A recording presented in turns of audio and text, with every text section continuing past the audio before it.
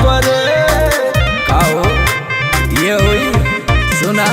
प्यार करी के तनो मन न भरे कोरा में से भागे लू पसंद न परे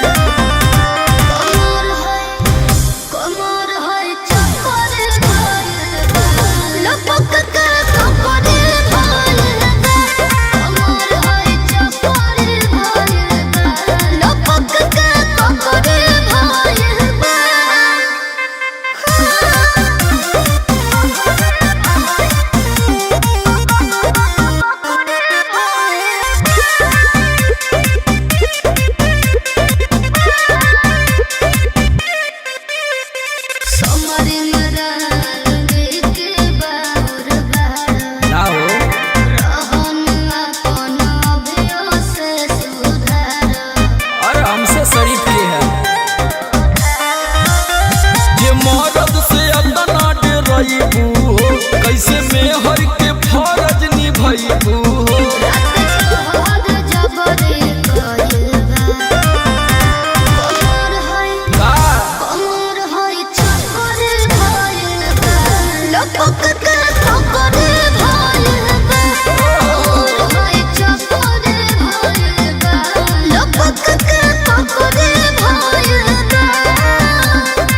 अरे तो मुलायम बतिया कच कच काटे दाना।